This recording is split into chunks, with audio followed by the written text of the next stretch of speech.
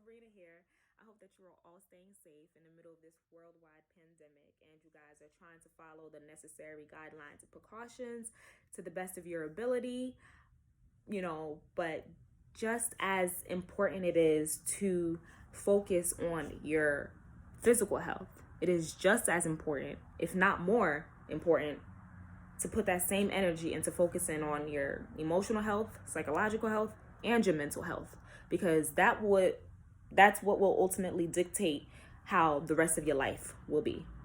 Case in point, there are certain people in your life that have no business being there anymore. A lot of people in our lives, they overstayed their welcome and they started to make a home out of a home visit. So now they're living here with us. And that wasn't the arrangement that we made initially. And the reason that they do that is because we allow them to.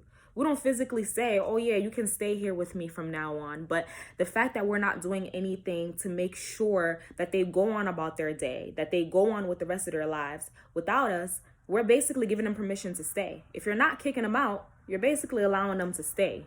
And it doesn't have to be staying physically living with you. There are certain people that are attached to us that have no business being a part of our lives, occupying that space anymore. So the reason that they stay as long as they do is because, like I said, we don't do anything to try to let them go. And sometimes that is the best thing that you can do for somebody, is to release them, is to let them go. I'm giving you permission to leave. I'm literally just opening the door for you and letting you go. Because you sitting here and trying to fight with somebody, trying to change them when you know that they don't want to change, you're exerting too much energy into something that you already know the outcome of. You already know this person's not trying to change in this area. You know this person doesn't have the intentions of becoming better or improving in this area. If it's something that's that important to you, something that you feel like is a non-negotiable, there's no reason why you should be debating it with anybody. It's either we're going to work this out, we're going to try to find a solution, or you got to go. You got to go, leave my life, leave this interaction that we have, this relationship that we have. And it's like one of the hardest steps for so many of us to do in our lives. And we all have our reasons for letting people stay way past their expiration date, but they're excuses.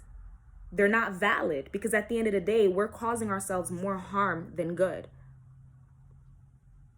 Nobody knows that somebody's coming to rob them inside of their home and leaves the door wide open for them to let them come while, you're sitting on a couch, and you just leave the door wide open for them to come in, knowing that they're coming in with the intentions of robbing you, of stealing something away from you. But literally, that's what we do all the time in our lives. We're with these people. We have these different relationships, friendships with people. And we know that their intentions are not good, are not anything positive. Yet, we still allow them to make space, to make room, and to settle down as if we can change them somehow. And that is where we go wrong. We're always thinking that we can change somebody. You can help somebody to see things in a different light. You can help to broaden their horizons and their perspective of life, but it's all about intentionality. If that person's intention isn't to change, isn't to grow, isn't to do whatever it is that they should be doing, then you're wasting your time. Because your intention is to try to help that person. That person's intention is to do whatever they want to do. Like, you guys are not on the same common ground. You guys are not aiming to do the same thing. But why is it so hard, though, for us to just release people and let people go from our lives? Why is it so hard when we know what the end result is going to be? When we know that, look, 9 times out of 10, this probably isn't going to work out. Yet we let ourselves go through the premeditated hardship anyway. Why do we do that? You guys ever remember playing Tug-Of-War as a kid? You know how you have this rope, or, you know, if you guys didn't have a rope, you take some sheets, you tie them together, whatever.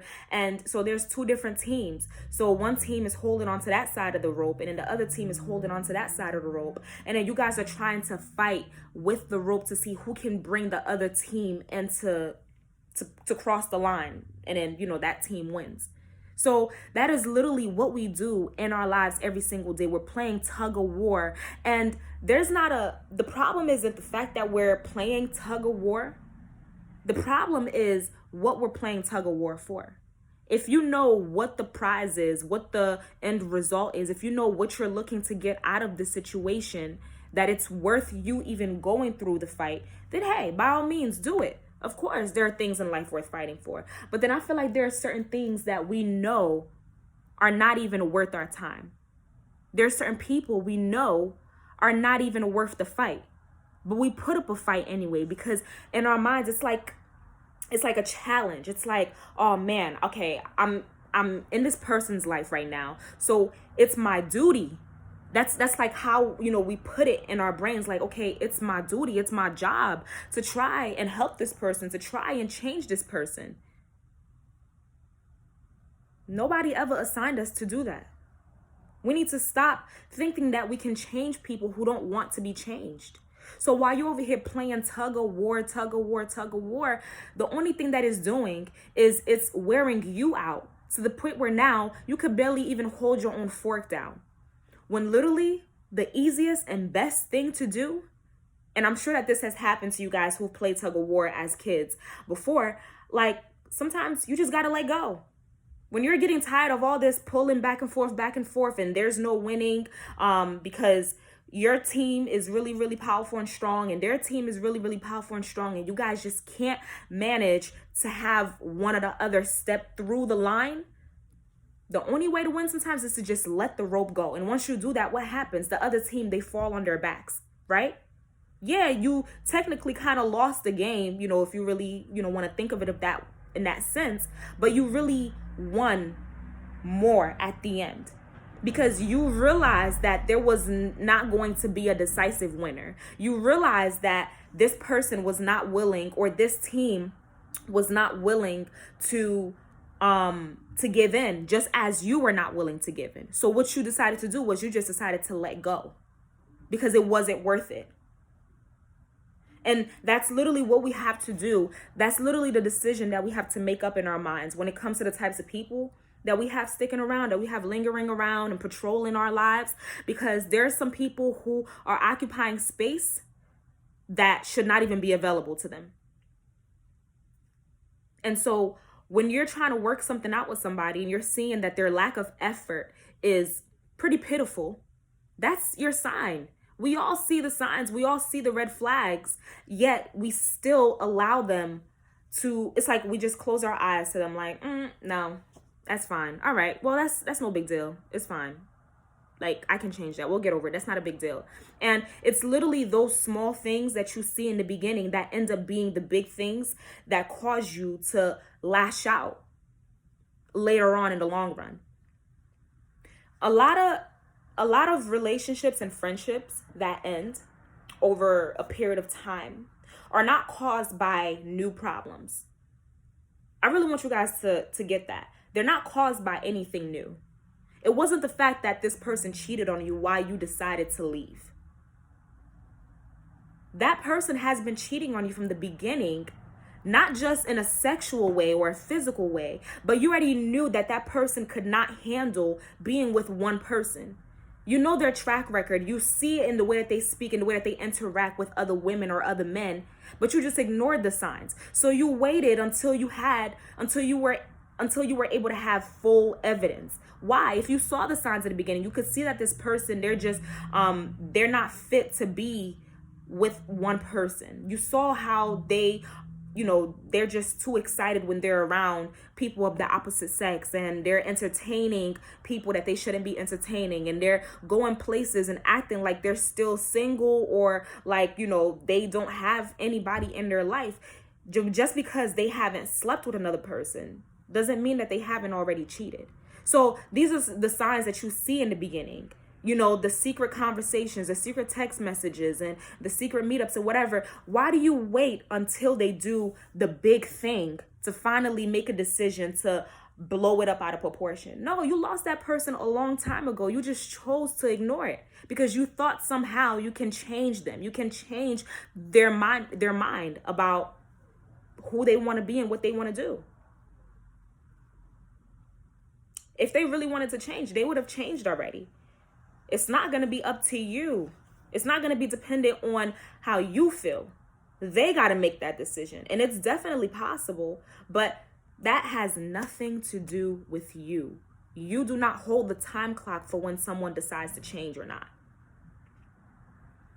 And so what we have to really understand is that anytime we're in a situation like that, and again, this doesn't just have to be romantic relationships, but anytime that you're in a situation like that, where you feel yourself trying to change somebody for the better, of course, and that person is kind of resisting, you're in the middle of a war.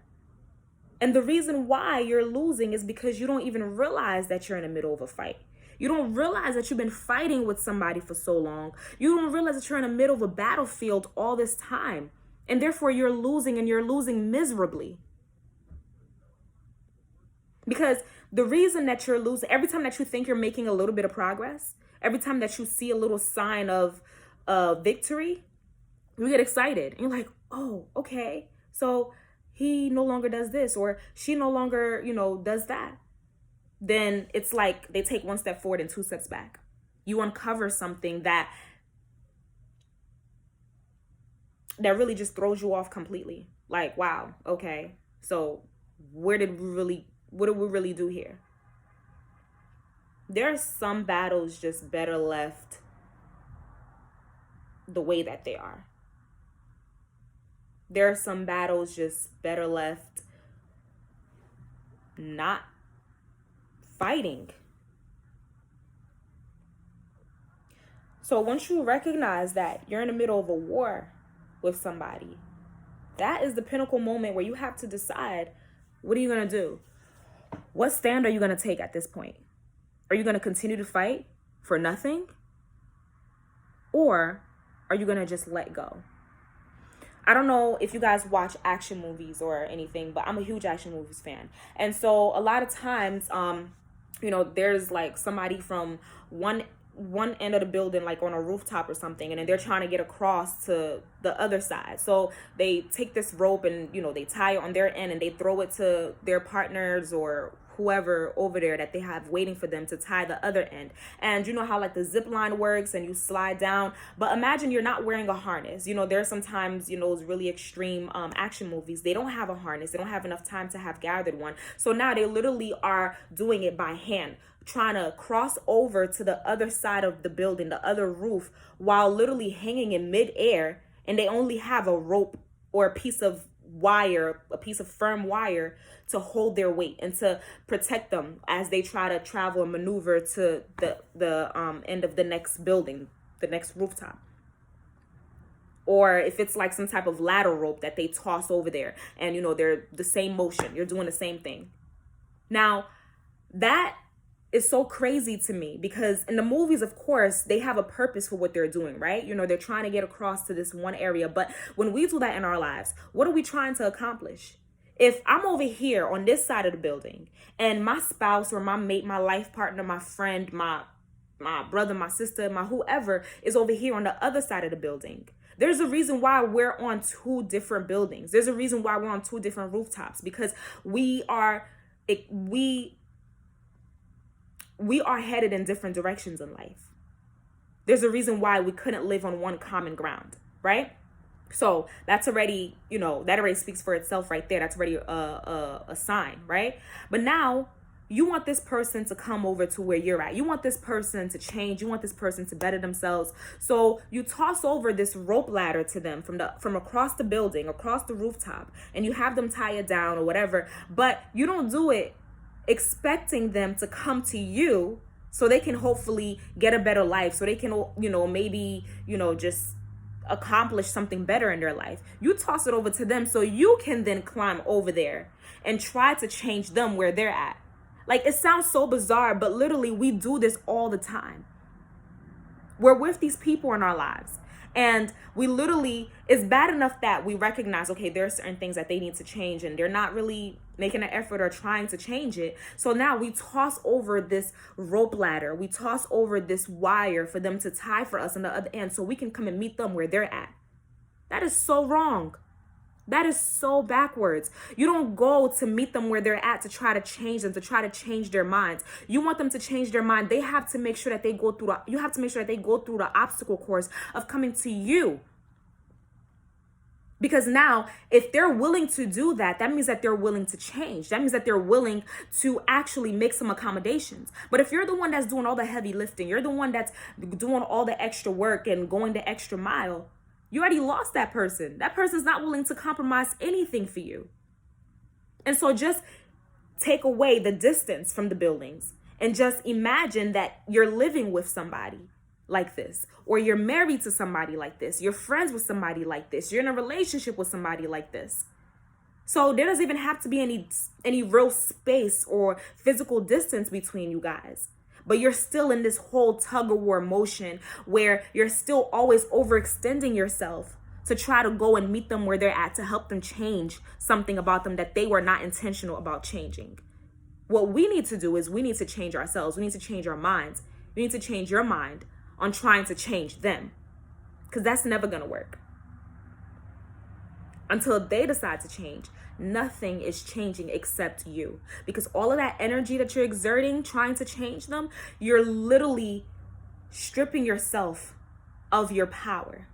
And it's so funny because I was talking to a friend the other day about this, about how when you're trying to change someone and they're not trying to change, it's literally, again, like a tug-of-war motion, but one of you guys have to cave. And if you realize that that person is not caving, that person is not changing, that means that you're changing. And it might take you a minute to realize that you've changed for that person, because it could be a change in how you react now with other people. Maybe you used to be a very joyous person, you used to be very happy, and you found joy in life, and you just were filled with so much life and energy. Now, by you trying to conform this other person to be more like that, to be more like this and be more like that, now you're literally stripping yourself of your own power, because you're not feeding that plant anymore. That plant that's inside of you that was always blooming. You're no longer pouring water into it. You're no longer just doing those things that you need to do to make sure that it flourishes and that it holds up. So now what do? Now you're walking around and you're not the same person that you used to be, because you're so drained, you're so tired. And not even from doing things that are bettering you. You're trying to do almost the impossible, trying to change things in somebody that they are not intentional about changing. So if you realize that they're not changing, immediately look at yourself and see how you've changed in the midst of trying to change that person. Because it's like you're literally releasing your power to somebody. You're releasing whatever it is. And we all were blessed with a lot of things, a lot of great gifts and talents. But one thing that we were not blessed with is the ability to change a person. So stop thinking that you have that kind of power, that somehow you're going to rub off on them. Your goodness is going to rub off on them. It's either one out of two things is going to happen. Either you're going to rub off on them or they're going to rub off on you. There's going to be some sort of exchange no matter what. Any and everybody that we come across with, you could just, say hello to the crossing person, the cross guard crossing the kids across the street, and that greeting interaction, you just exchanged a power with that person. You probably uplifted their spirit, or maybe because they didn't respond back or they had a bad attitude, now that just impacted you. Like, ooh, okay. So everything that we do, every encounter that we have with somebody, we're literally exchanging some sort of power with them. So be careful who you're exchanging power with, because you don't want anybody stripping you of what's yours. You do not want anybody stripping you of the powers and the gifts that you have, especially when it comes to your heart, when it comes to your emotions, your love life, your psychological health. Like, you really don't want anybody having that, because once they have it, they won't even know what to do with it because it was never theirs to begin with, right? So they're just gonna stomp on it and they're just gonna, mistreat it like it's nothing. So that's why it's very, very important for us to protect our energy, protect our spirits, protect our bodies, protect our minds, protect our souls, and recognize who we're pouring into. And if whoever we're pouring into, if they're not flourishing, if they're not blossoming in some way, that means that it's taking an impact on us. We're taking a L somewhere and in some area of our lives. So really take inventory and find out, okay, if I keep pouring into this person's glass and their glass isn't getting higher and higher and higher, it's not filling up. So they have a leak in there somewhere, right? They have to have a leak. But then what happens to me? Eventually my pitcher is going to run dry too. My pitcher is going to become empty. So now he was already, or she was already, had this hole in them. They were already leaking. They were already like not going anywhere. Just on a Ferris wheel, And here you go pouring into them and thinking that they're going to sustain whatever life, whatever water, whatever body that you're trying to pour into them. And it's literally just going down the drain. You didn't realize that cup, that glass that they were holding had a leak in it. And sometimes we do realize that it has a leak in it, but we think that we just have so much to give, and we think that we just can put some tape on it and it'll be okay. And if we just pour enough in, that person will eventually see the hard work that we put in and they'll eventually want to change. Wrong. Absolutely wrong. Because when you run dry, who's going to be there to pick you up? Who's going to be there to fill your cup again? Not that person. They couldn't help you even if they wanted to, because this whole time that you've been pouring into them, they haven't even been sustaining whatever you've been pouring into them because they had a leak the whole entire time. So just make sure that you're not pouring into a broken glass. You're not pouring into glass with holes in it.